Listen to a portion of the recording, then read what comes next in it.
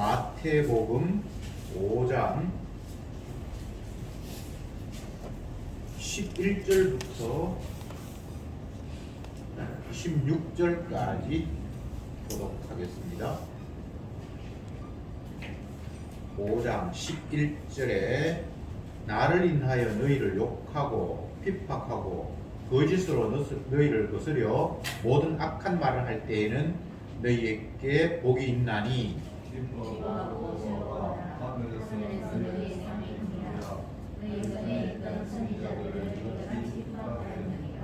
너희는 세상의 소금이니 소금이 만일 그 맛을 잃으면 무엇으로 짜게 하리요? 후에는 아무 쓸데없어 다만 밖에 버리고 사람에게 밟힐 뿐이니라. 너희는 세상의 빛이라 안에 있는 영광과 숨기지 못할 것이요. 사람이 등불을 켜서 말 아래 두지 아니하고 등경 위에 두나니 이러므로 집안 모든 사람에게 비치느니라. 이같이 너희들이 사람에게 비추기를 하여 자기를 너희 사랑하는 것을 보고 하늘에 계신 너희의 자기의 영광을 보이게 하라. 아멘. 마태복음 5장 중간 부분을 읽었습니다. 지난주에 저희들이 살펴보았던 내용들은 산상설교 가운데서 8복 8가지 복을 예수님께서 말씀하십니다. 심령이 가난한 자, 애통하는 자, 온유한 자, 의에 줄이고 목마른 자, 긍휼히 여기는 자, 이렇게 하는 자 등등 해서 8가지 복을 이야기를 했습니다. 보통 산상수훈, 산상설교라고 하면 마태복음 5장에서 7장까지를 산상설교, 산상수훈이라고 합니다. 5장 1절을 한번 볼게요. 예수께서 무리를 보고 산에 올라가 앉으시니 제 아들이 나아온지라. 예수님이 산에 올라가서 딱 앉으니까 사람들이 모여왔다 이렇게 돼 있고, 7장 끝부분을 봅시다. 7장 33절 7장 끝에 28절에 예수께서 이 말씀을 마치심에 무리들이 그 가르침에 놀라고 그 가르치는 권세 자가 고세를 갖지 않다 함이라. 이제 가르치심이 마침에 이렇게 돼 있죠, 그죠? 그러니까 산에 올라가서 가르치시니 하고 7장에는 이제 마치시니라고 이렇게 돼 있어서 5장, 6장, 7장이 산에 올라가서 예수님이 나온 사람들에게 가르쳤던 내용입니다. 이것을 흔히 산상설교, 산상수훈 그렇게 이야기를 하고 1장부터 5장 1절부터 10절까지 지난주에 살폈던 내용들을 그 가운데 핵심인 8복이라고 이야기를 합니다. 요 구도는 구약에 있는 출애굽 백성들에게 하나님께서 모세를 불러서 십계명을 주고 그 이후에 주님의 계명들을 이야기한 것과 똑같습니다. 모세가 산에 올라가서 하나님 앞에 계명을 받듯이 예수님께서 산에 가셔서 찾아온 무리들에게 똑같이 하나님의 관점에서 새로운 그 계명을 준다, 율법을 준다 이렇게 이해하시면 될 것 같습니다. 마태복음 5장에서 7장까지 이걸 갖다 산상설교다 이렇게 이야기를 하고, 5장 1절에서 10절까지를 이걸 갖다 8복이다 이렇게 이야기를 하는데, 그럼 이 이후에 5장 11절부터 마지막 7장 끝까지는 이 8복에 대한 구체적인 설명이다 이렇게 이해하시면 좋겠습니다. 이걸 구약으로 이야기하면 출애굽 때에 출애굽 백성들이, 이스라엘 백성들이 출애굽하면서 광야에서 하나님께서 모세를 시내산에 불러서 십계명을 주잖아요. 그 십계명은 8복이라고 보고, 그 십계명 이후에 출애굽 이후에 출애굽기, 레위기, 민수기, 신명기까지가 그 십계명에 대한 설명이거든요. 율법이거든요. 이것도 그렇게 똑같이 하면 된다고요. 5장부터 6장, 7장까지가 예수님이 율법을 주시는 십계명 같은 건데, 1절부터 10절까지는 8복은 십계명에 해당되는 거라고 보고, 나머지는 그것에 대한 설명이다, 해석이다 이렇게 이해를 하자고요. 자, 주님이 8가지 복을 산에 올라가셔서 먼저 제시하셨습니다.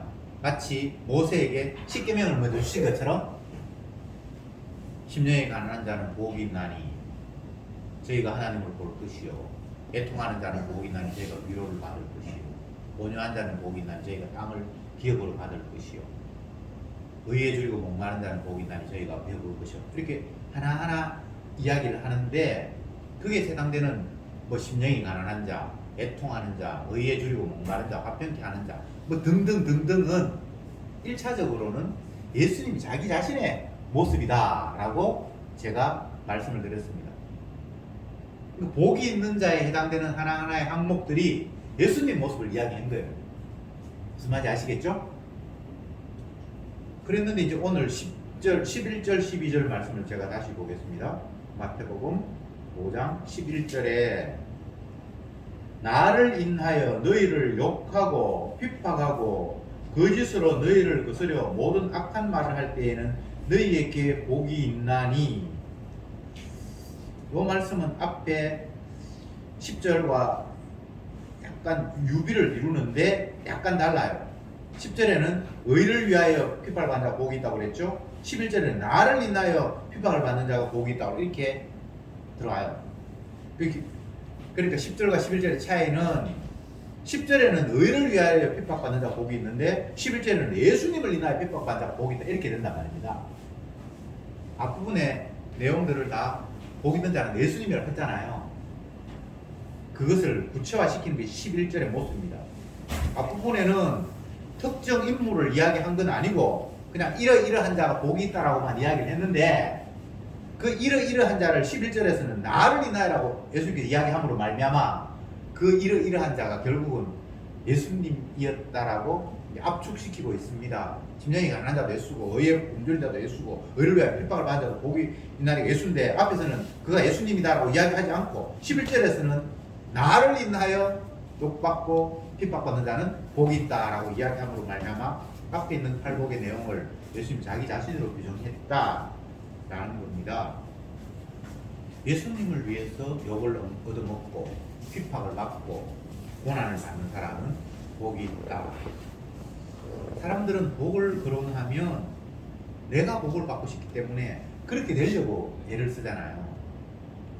근데 이것은 그렇게 되는 문제는 아니고 복은 예수님께 해당되는 건데 그 예수님의 영이 찾아온 사람은 예수님의 마음이 찾아온 사람은 예수님처럼 복 있는 자리에 앉게 되는 그런 구도가 성경이 이야기하는 내용입니다. 우리가 성경을 볼 때에 많은 생각을 할 수 있는데 항상 놓치지 말아야 할 핵심은 무엇인가 하면 성경의 내용은 인간을 안 된다, 너희는 죄인이다 라고 하면서 배제하면서 시작을 합니다. 성경에 많은 말씀이 있는데 이게 우리하고 해당사항이 없어요. 이러이러한 자가 복이 있다라고 열거를 하는데 이게 우리하고는 해당사항이 없는 이야기라고요. 더 정확하게 이야기하면 너희는 이와 해당사항이 없기 때문에 복 없는 자다, 저주받을 자다 라는 이야기를 성경이 하고 있다 이 말입니다. 바울이 로마서에서 밝히기를 율법을 하나님께서 주신 이유는 너희들이 다 죄인이라는 사실을 확인시키려고 율법을 주셨다라고 이야기하잖아요. 근데 사람들은 그렇게 받아들이지 않고 율법을 가지고 이렇게 하면 복 받고 저렇게 하면 저주받는다고 하니까 어떻게 하면 내가 복을 따낼까, 복 받을 사람이 될까라는 식으로 그 말을 받아들이지, 아 이거 보니까 나는 저주받아야 마땅하네, 그런 식으로 율법을 해석하지 않는다 이 말입니다. 무슨 말인지 아시겠습니까?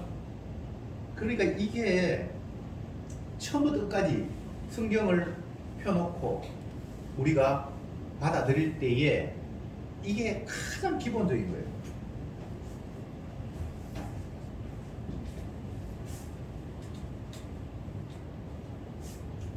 율법,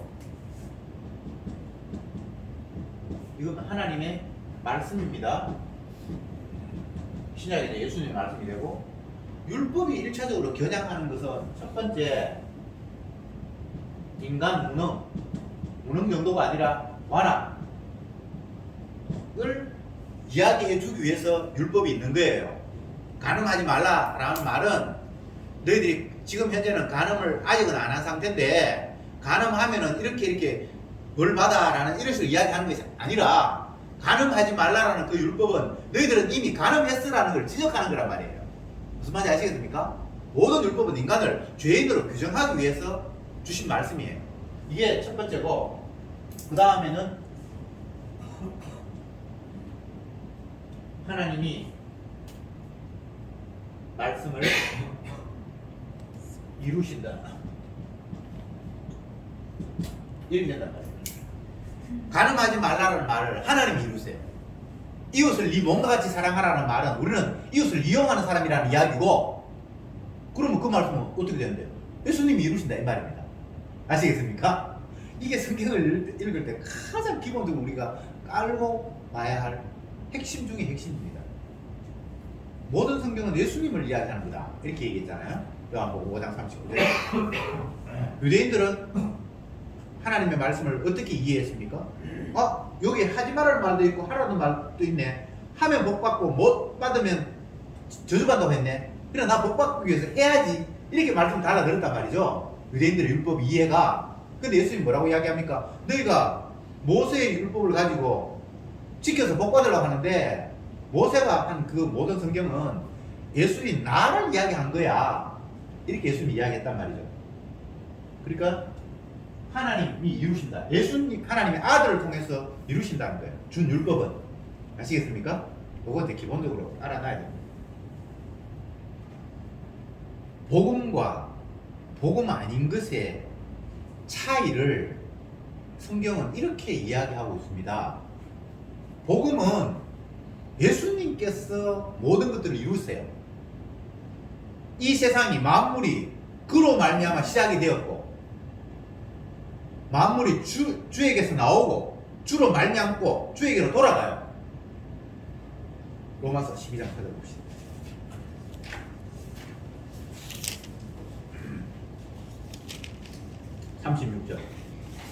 이는 만물이 주에게서 나오고, 이 출발점입니다. 주로 말미암고, 지금 모든 과정이 주로 말미암아 지금 되고 있습니다. 그리고 주께로 돌아간다.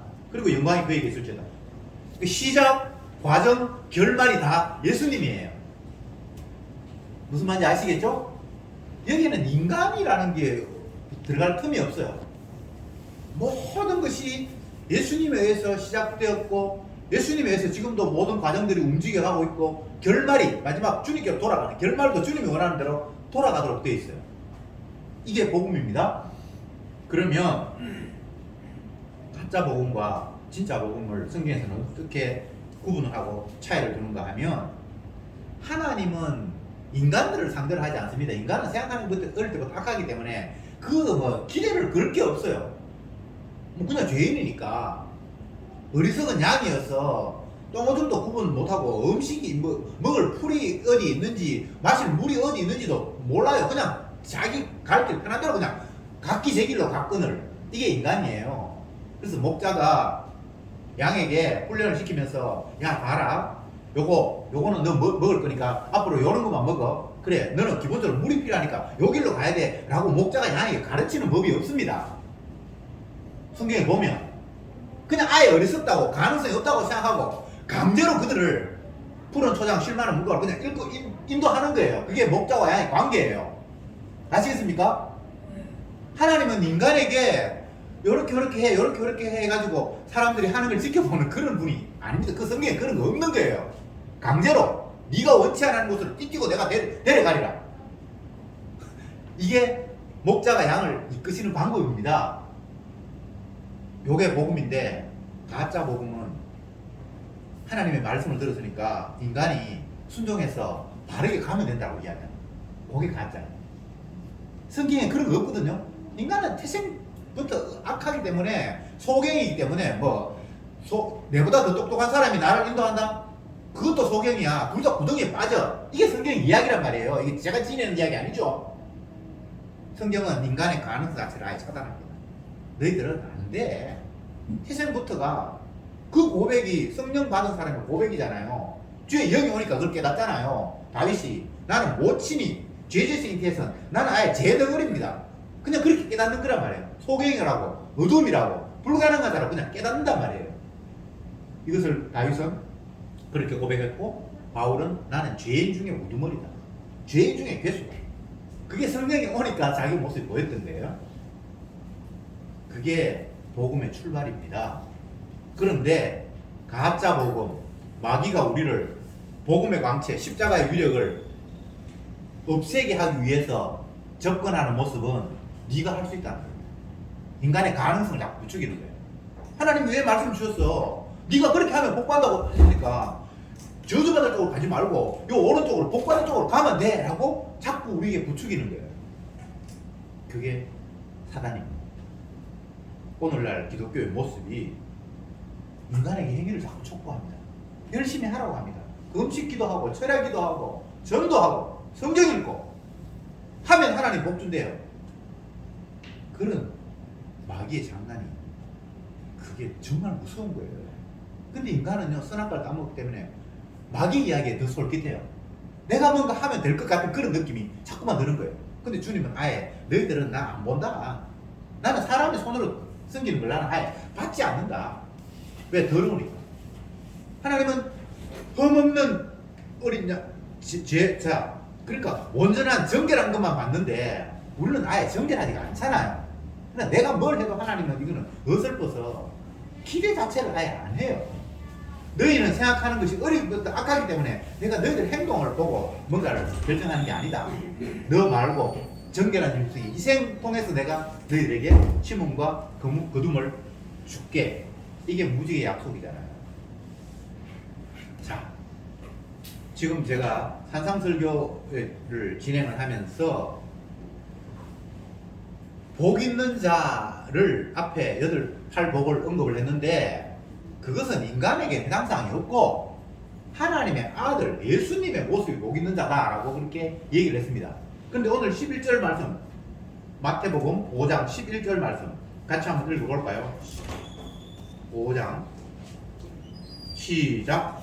나를 인하여 너희를 욕하고 핍박하고 거짓으로 너희를 거스려 모든 악한 말을 할 때에는 너희에게 복이 있나니. 앞에서는 복이 있는 자가 예수님인데 이제는 너희라고 이야기하면서 인간에게 복이 있는 것처럼 이렇게 지금 이야기가 바뀌었잖아요. 아침부터 제가 왜 열을 내는지.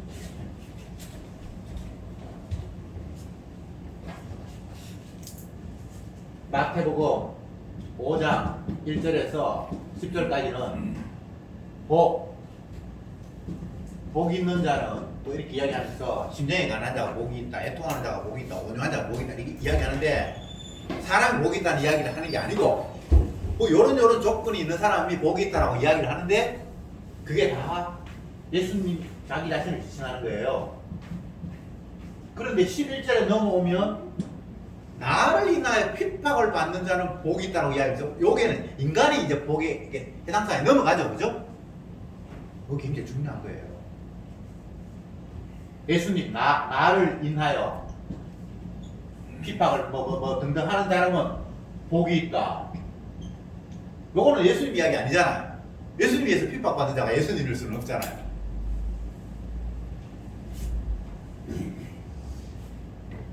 우리는 예수님을 통해서만 복이 가능한 거예요.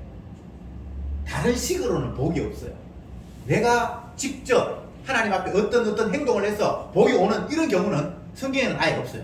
하나님은 인간을 더럽다고 아예 상대도 취급도 안 하는 분이기 때문에 뭐 격이 맞아야지 서로 주고받고 하죠. 하나님은 자기 아들만 상대합니다. 아버지 뜻대로 구하는 자는 들으심이라 이렇게 얘기했을 때 그 아버지 뜻대로 구하는 분은 예수님이에요. 아시겠습니까? 여러분들이 뭐 성경 깨달아서 아버지 뜻이 이구나, 내 이제 아버지 뜻 알았다, 기도하면 받겠네, 그런 거 없습니다. 아버지 뜻대로 구하면 들으심이라고 얘기했을 때는 예수님만 아버지 뜻을 알고 구할 수 있다는 겁니다. 그리고 아버지를 알아보는 분도 아들 말고는 없다고 성경이 되어 있어요. 아시겠습니까? 나 외에는 아버지를 아는 자가 없고 이렇게 성경에 못 박아놨어요. 그러니까 제발 좀 상상하지 말고 하나님께서 말씀하신 것에 귀를 기울이고 거기에 준해서 생각을 하나하나 펼쳐나가야 됩니다. 지금 11절에서 10절까지는 5장 1절부터 10절까지는 복 있는 자를 예수님으로 규정을 했는데 이제는 그 예수님 때문에 핍박받는 자가 복이 있다고 해서 여기는 인간이 해당이 되는 거예요. 넘어가는 거예요. 그런데 복이 어떻게 주어지는가? 예수님 때문에 핍박받는 그런 조건.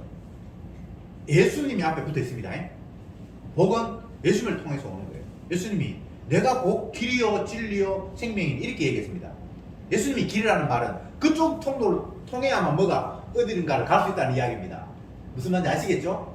복이라는 것은 예수님을 거쳐서 오는 거지 예수님하고 상관이 없이 내가 개인적으로 직접 뭔가를 해서 오는 그런 복은 성경에는 아예 없는 거예요.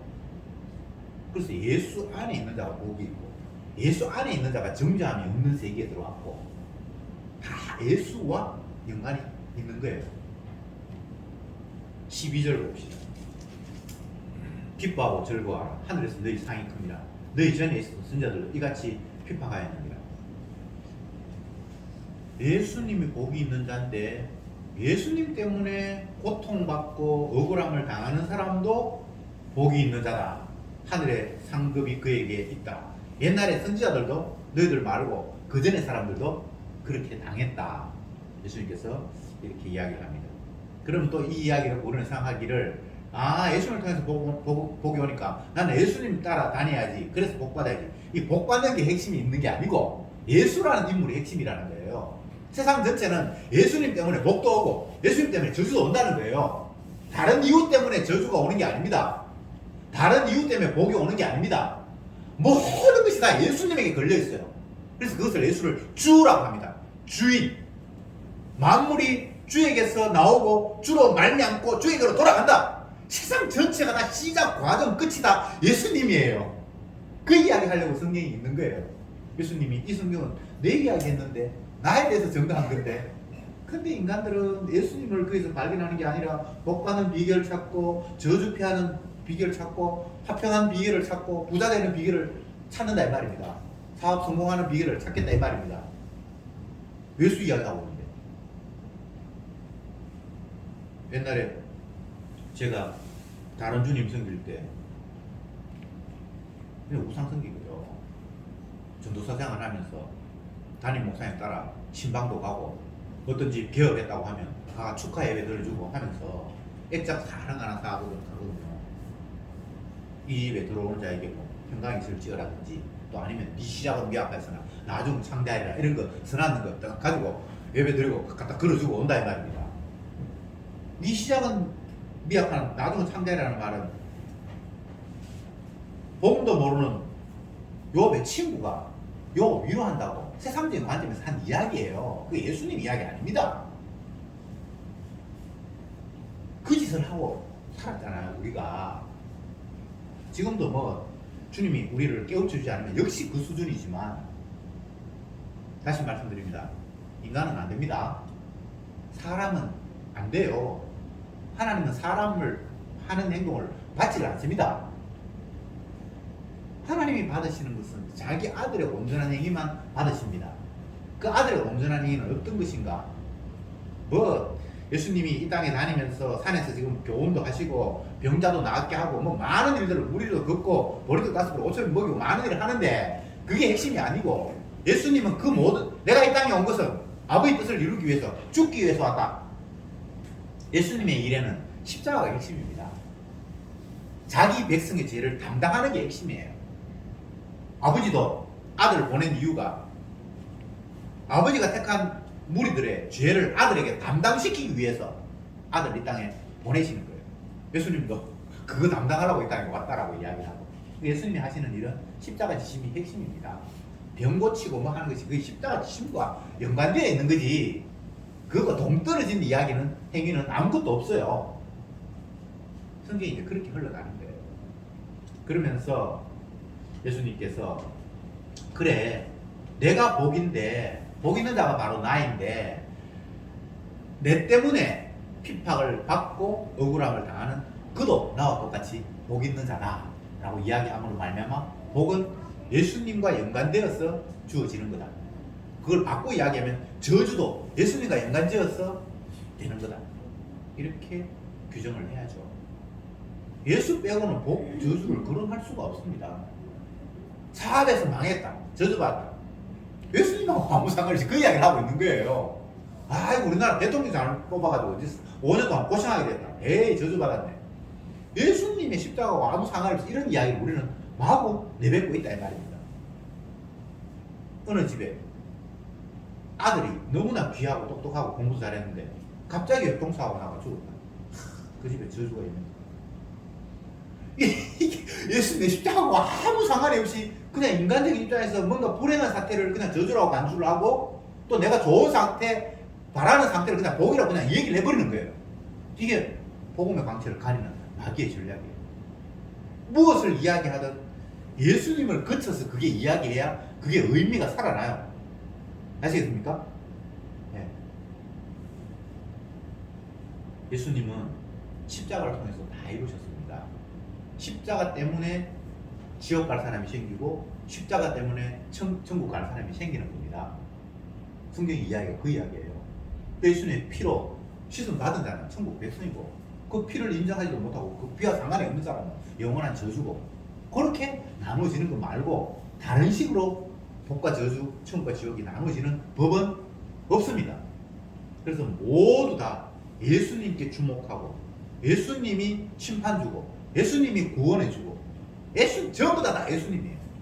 모든 것이 다 예수님과 연관이 있을 뿐 인간 단독적으로 뭔가를 한다는 것은 복음의 광채를 가리는 마귀의 전략이다. 그렇게 규정을 하는 거죠. 13절 말씀 봅시다. 너희는 세상의 소금이니 소금이 만일 그 맛을 잃으면 무엇으로 짜게 하리요? 후에는 아무 쓸데없어 다만 바뀌어버려 사람에게 밟힐 뿐이니라. 하나님께서 성도들을 향해서 너희가 세상의 소금이라고 이야기합니다. 14절에 너희가 세상의 빛이라. 산에 있는 동네가 숨기지 못할 것이요 사람이 등불을 켜서 말 아래 두지 아니하고 등경 위에 두나니 이러므로 집안 모든 사람들이 비치느니라. 자, 우리가 오늘 말씀을 계속해서 주목하는 것은 복을 이야기하면서 그 복의 주체가 예수님이라고 이야기를 했고 그러다가 11절에 넘어와서는 나 때문에 핍박받는 너희가 복이 있다라고 이야기함으로써 그 복이 인간에게도 해당이 되는 것처럼 이야기를 했습니다. 자, 복은 사실 예수님과 연관이 있지 인간에게 해당 사항이 없거든요. 그런데 예수님을 거쳐서 예수님 때문에 핍박받는 자 이걸 갖다도 복 있는 자라고 이렇게 이야기를 합니다.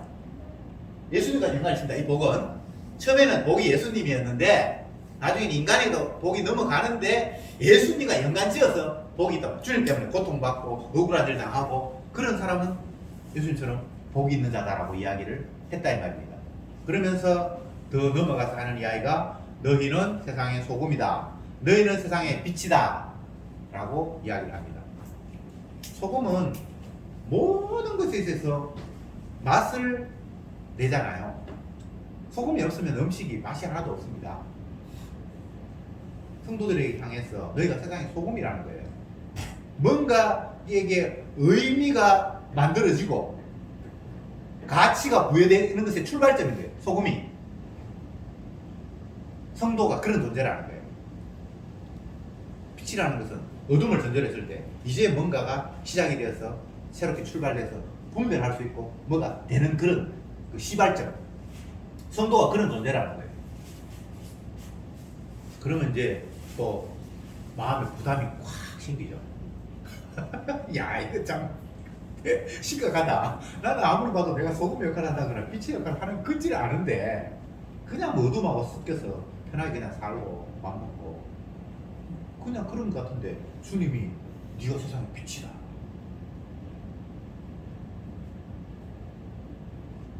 이 말씀 역시 우리가 이루는 게 아닙니다. 성경 말씀은 우리는 무능자라고 죄인이라고 1차적으로 배제하고 그 말을 예수님이 이룬다. 제가 말씀 서두에 그렇게 얘기했죠. 이거 놓치면 안 돼. 이거 평생 계속해서 따라가는 거예요. 예수님이 너희는 빛이다 소금이다 했을 때 내가 소금이 돼야 되는가 보다 빛이 돼야 되는가 보다 이렇게 받아들이면 안 돼요. 소금이 돼야 되는데 나는 소금과 상관이 없는 자구나. 빛이 되는데 내가 빛이 아니라 오히려 어둠이구나라고 1차적으로 이 말씀이 우리에게 주어지는 거예요. 우리를 무능자로 죄인으로 규정한다고 제가 말씀하셨잖아요. 모든 말씀은. 그러면서 예수님이 그 말을 이루는 거예요. 율법을 이루는 거예요. 자기가 주신 말씀을 이루는 거예요. 예수님이 빛이고 소금인데 그 예수님의 능력이 자기 백성에게 성령으로 증가되면 그렇게 되도록 하시는 거예요. 예수님을 위해서 핍박을 받았어. 예수님 받는 복이 그에게 주어지도록 하듯이 주의 영이 임하면 나도 모르는 사이에 세상에서 빛의 역할을 하고 나도 모르는 사이에 맛을 내는 출발점으로 시발점으로 내가 활용이 되는 거예요. 내가 소금입니다. 나는 빛입니다. 그따위 소리 하면 안 되고요. 그건 예수님에 해당되는 거예요. 주님이 나를 활용하셔서 자기 영을 부어줄 때 나도 모르는 사이에 빛의 역할이 드러나고 소금의 기능이 발휘가 되도록 하시는 겁니다. 그래서 여러분들이 뭔가를 이루려고 애쓰지 마세요. 이웃 사랑하려고 뭐 전략 써가지고 이웃 집 놀러 왔는데 이사 왔는데 이웃 사랑하라 그랬으니까 찾아가가지고 내가 겸손하게 이야기하고 혹시 뭐 집에 못 쓸 박을 것이나 뭐 있으면 갑자기 이삿짐 오셨는데 다 망치 어딘지 못 찾으니까 집 갖다 주고 이런 식으로 해가지고 뭐 이웃 사랑을 하려고 여러분 뭐 짱구 굴리지 마세요. 안 됩니다. 이웃이 탁 나타나면 저 사람 직업이 뭐지? 경제적으로 넉넉한가? 혹시 뭐 전염병은 없는가? 내 이익을 튕기는 게 우리 본심이에요. 그렇지 않습니까? 제가 지금 과장하는 이야기 아니잖아요. 누군가 처음 만났으면 저 사람 나에게 도움이 될까? 그걸 계산을 튄 거지. 내가 이웃 사랑해야지라고 그렇게 나가는 인간이 없다 이 말입니다. 이웃을 사랑하라는 말은 제가 아까도 말씀드렸지만 하나님의 말씀 우리를 죄인으로 규정한다고 얘기했잖아요. 아, 나는 이웃 이용하는 그런 못된 놈이구나라고 그 얘기 한 거예요. 그럼 이웃 사랑은 예수님이 하시지. 그리고 그 예수님의 영이 우리에게 찾아오면 나도 모르게 예수님 마음처럼 그렇게 나아갈 수 있게 되는 거예요. 그게 빛과 소금이에요. 여러분의 개념으로 빛과 소금을 자꾸 상상하지 마세요. 여러분의 개념으로 이웃 사랑을 자꾸 상상하지 마세요.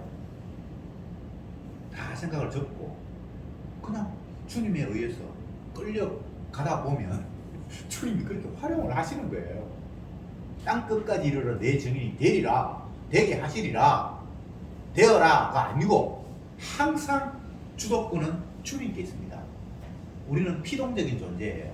양이에요. 양은 스스로의 판단력이 없다고 제가 말씀하셨잖아요. 주님이 양을 데리고 다니면서 뭐 훈련시켜서 똑똑하게 되라, 이제 내 없어도 네 스스로 판단해라, 그런 말을 한 적이 없다니까. 있습니까? 아, 인간은 가능성이 없어요. 목자가 볼 때 양은 스스로의 힘으로는 못 살아요. 이리가 뭐 끄고 사자가 왔다 갔다 하는데 양이 지가 뭐 헬스클럽에 가서 운동해가지고 사자를 이길 수 있습니까? 그런 거 주님 기대하지 않습니다. 예, 여러분들도 여러분 무능을 그냥 인정해야지 내가 유능한 자로 바뀌리라, 성령 충만을 받아서 나는 슈퍼맨이 되라, 그런 생각하지 마세요. 그건 마이가 주는 생각입니다. 안 돼요. 우리는 양 같아서 각기 제 길로 갔거늘 이게 평생 가는 거예요. 그걸 인정하고, 그런데 목자의 신주님이 내 옆에 붙어서 나를 가만 안 두네. 이게 복된 자란 말이에요. 이게 은혜 받은 자란 말이에요. 왜 이 기본적인 것들이 자꾸 우리에게는 빠져나갑니까? 내가 훌륭하게 돼야 되고 내가 뭔가 능력이 있어야 되고 그런 거 없어요. 똑똑한 양 없습니다. 이 땅에는 의인이 없나니 하나도 없음이라 그렇게 못 박았잖아요. 똑똑한 죄인, 멍청한 죄인 그런 거 없잖아요. 그냥 죄인은 싸그리 주님의 의와 상관이 없는 자잖아요.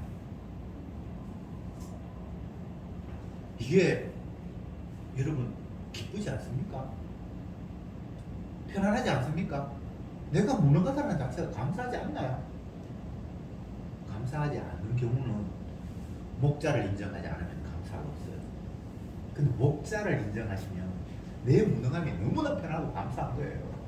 내가 따로 뭐 어떻게 선택하고 뭐 할 여지가 없어. 그럴 필요가 없어. 고민할 필요 없어요. 짬뽕 먹을까 사장 먹을까 신경 쓸 거 없다니까.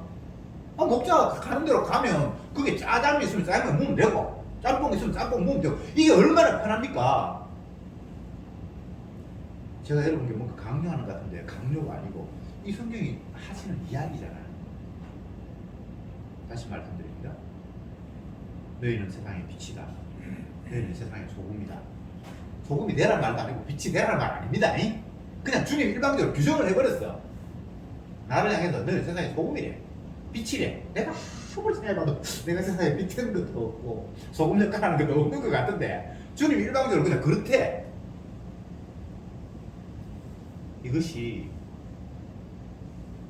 마지막 때 주님께서 알록과 죽중이를 나누고 천국 백성과 지옥 백성을 나눌 때 똑같이 규정하시는 모습입니다. 너는 내가 배고플 때 먹을 걸 주었고 목에 갇혔을 때 돌보았고 이렇게 예수님께 일방적으로 이야기를 하는 거예요. 나 주님한테 그렇게 한 적도 없는데 또 한쪽에는 무조건 안 했대. 주님 만난 적도 없는데 어떤 사람은 뭘 내가 안 했어요. 그럼 나 좀 했는 것 같은데요. 무조건 주님이 안 했대. 한쪽은 무조건 했대. 근데 그 근거가 사람에게 있지 않아요. 아시겠습니까? 주님이 이미 선택하셔서 자기 백성으로 사는 사람을 빛이 되게 하시고 소금이 되게 하시고 강제로 끌고 다니세요. 그러면서 주님께서 너는 훌륭한 길을 갔다. 좁은 길로 나를 잘 따라왔다. 이렇게 일방적으로 이야기하시는 거예요. 우리가 눈을 부릅뜨고 넓은 길로 가면 멸망이고 좁은 길로 가야 된다고 하니까 아 어디가 좁은 길로 있을까? 이 길로 가야 되겠구나. 그렇게 해서 갈 수 있는 사람이 없어요. 주님이 일방적으로 끌고 갑니다. 목자가 양을 두들겨 패든지 뭐 목을 쥐든지 원치 않는 곳에 띠띠고 끌고 가요. 그러니까 끌려가는 인생이 얼마나 행복합니까? 주님 왜 내 원하는 대로 데리고 가지 않습니까? 네 원하는 거 순엉터리야. 그거 썩어 빠진 거야. 내가 귀한 거 알지. 너는 귀한 게 뭔지도 몰라 이 바보 멍청아. 주님께서 그렇게 이야기하시면서 너의 판단력 자체를 접으라는 거예요. 선악적인 판단, 요게 옳겠다. 그런 판단도 우리에게는 필요가 없어요. 판단은 목자가 하십니다. 주님이 하십니다. 그래서 지난주 10편, 107편에 소망의 항구로 결과적으로 인도하신다. 이렇게 돼 있잖아요. 소망의 항구. 내가 원하는 소망의 항구로 내가 도착하는 게 아니고 주님이 목적하시는 바대로 결과적으로는 그게 와 있는 거예요. 그 과정에서는 엄청난 풍랑이 일고 뭐 별별 일이 다 있어요. 그런데 결과적으로는 주님이 원하는 곳에 당도하게 된다는 거잖아요. 그러니까 우리가 염려할 것 없고 지금 현재 풍랑이 인다 할지라도 걱정할 것 없고 그냥 오로지 약속을 믿고 주님을 찬양할 뿐이라는 거잖아요. 그 시편 기자가 늘 그 이야기를 하는 거예요. 찬양하자, 찬양하자. 주의 선하심과 그 인자하심을 찬양하자. 왜? 약속대로 우리를 인도하고 계시니까. 결론으로 말씀드리겠습니다. 하나님은 사람의 손으로 섬김을 받는 분이 아닙니다. 사도행전 17장 25절에 나타나요. 내가 뭘 해서 하나님 받는 분이 아니에요. 여러분이 재산을 아무리 다 갖다 바쳐도 내가 귀하다는 뭐 결혼 예물 헌금하고 다이아몬드 갖다 바쳐도 하나님은 사람의 손으로 드리는 걸 받는 분이 아닙니다. 하나님은 자기 아들의 온전함만 받는 거예요. 그리고 우리는 단독적으로 내가 하나님 앞에 뭔가를 드리거나 받거나 그런 구도는 성경에 없는 거고요. 예수님 안에서 예수님을 통해서 예수님으로 말미암아 하나님과 관계가 주어지는 거예요. 그래서 우리는 날마다 예수님과 그의 십자가만을 이야기하고 의지하고 전할 뿐이에요. 나 안 돼요. 그렇기 때문에 주님께서 내 허물을 위해서 대신 십자가에 피 흘림으로 말미암아 내 죄를 덮어주셨어요. 주님 피가 나를 깨끗게 했어요. 계속해서 피를 이야기할 수밖에 없고 그 피를 전할 때 그게 세상에 비치고 소금이 되는 거예요. 물론 내가 한다고 해서 소금이 되는 건 아니고 주님께서 그렇게 하게 하신다. 피의 정인으로 우리를 활용하신다 이 말이죠. 그리고 여러분들이 할 일은 없고 모두가 다 주의 일인데 우리는 주께서 일하시는 모습을 굿이나 보고 떡이나 먹는 식으로 내 어리석은 생각은 이걸 상상도 못했는데 주님이 이렇게 일을 펼치셨네요 라면서 박수를 치는 거예요. 지난주에 십자가 마을 수련회 있었는데 갔다 와서 은혜 받고 말씀 생각하고 그랬는데 어떤 집사님이 전화 와서 목사님 혹시 코로나 안 걸렸습니까? 괜찮습니까? 그렇게 얘기를 해요. 아니요 괜찮은데 이건 목사님 걸리고 사모님도 걸리고 집사람 나온 사람들 엄청나게 다 걸렸다니까. 나는 목사님 앞에 맨 앞에 앉아서 맨날 이 노홍기 갖다 놓고 뭐 이렇게 하고 이렇게 했으니까 이제 내가 가까이 있으니까 이제 그 걱정이 됐던가 봐요. 코로나 걸리든 뭘 하든 그런 게 중요한 게 아니잖아요. 모든 것이 주에게서 시작되고 주로 말미암고 주에게로 돌아간다면 주님은 자기 영광을 펼치고 오로지 십자가만이 중요하다는 사실을 계속해서 증거하는 과정 속에서 이런저런 에피소드를 그냥 집어넣는 거예요. 사도 바울이 복음을 전하는데 몸에 가시가 있어. 자기가 생각할 때는 이게 복음을 전하는데 방해 요소라고 생각해요. 근데 주님이 뭐라고 합니까? 그게 있어야 복음이 더욱더 복음되게 드러나니까 다시는 그런 기도 하지 마. 너 자고하지 않기 위해서 내가 그렇게 가시가 있고 그래 인간적인 관점에서 생각과 달라요. 그러니까 감사를 뿌리잖아요. 뭘 되려고 생각하지 마세요. 빚 되려고 생각하지 말고 소금 되려고 생각하지 말고 그냥 말씀에 끌려가면서 주께서 어떻게 인도하신가를 보면서 그냥 주님의 피로 다 이루셨다는 그 한마디만이 우리의 입에서 날마다 고백된다면 그는 주님의 백성입니다. 기도합시다. 주님, 오늘 이 시간도 마태복음을 통해서 주님이 어떻게 일하시는가를 다시 한번 확인했습니다. 우리는 아무것도 할 수 없습니다. 주님의 말씀 앞에 죄인으로 주님이 원하시는 것과는 정반대의 완악함을 폭로할 수밖에 없는, 드러낼 수밖에 없는 완악함을 저들은 인정합니다. 그럼에도 불구하고 주님이 우리를 그런 쪽으로, 당신이 원하는 쪽으로 인도하기를 원하셔서 대신 우리를 위해서 저주를 받으시고 우리에게 당신의 영을 부으셔서 당신이 원하는 대로 끌고 가시는 이 인생, 이것이 오로지 주님을 높이고 십자가의 의미를 자랑하도록 하기 위한 하나님의 전략임을 다시 한번 깨달으며 온전히 주 앞에 끌려가면서 감사하며 찬송하는 저들로만 활용해 주시옵소서. 예수님의 이름으로 기도드리옵나이다. 아멘.